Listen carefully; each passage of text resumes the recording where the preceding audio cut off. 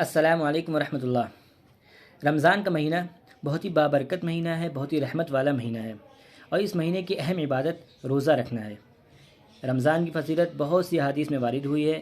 ایک حدیث میں آتا ہے کہ آپ صلی اللہ علیہ وسلم نے ارشاد فرمایا، اذا دخل رمضان فتحت ابواب السماء او ابواب الجنہ وغلقت ابواب جہنم وسلسلت الشیاطین، جس کا ترجمہ یہ ہے کہ جب رمضان کا مہینہ شروع ہوتا ہے تو آسمان کے دروازے یا یہ کہ جنت کے دروازے کھول دیے جاتے ہیں، جہنم کے دروازے بند کر دیے جاتے ہیں، اور شیطانوں کو قید کر دیا جاتا ہے۔ یعنی یہ کہ اس مہینے میں اللہ تعالیٰ کی رحمت نازل ہوتی ہے۔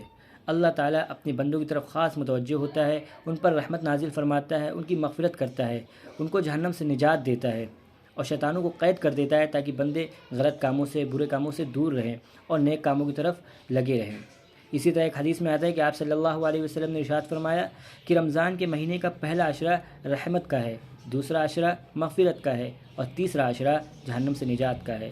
اس کا مطلب یہ ہے کہ پہلے عشرے میں اللہ تعالیٰ بندوں پر کثرت سے رحمت نازل فرماتا ہے، دوسرے عشرے میں اللہ تعالیٰ بندوں کی کثرت سے مغفرت فرماتا ہے، اور تیسرے عشرے میں اللہ تعالیٰ بندوں کو جہنم سے نجات دیتا ہے۔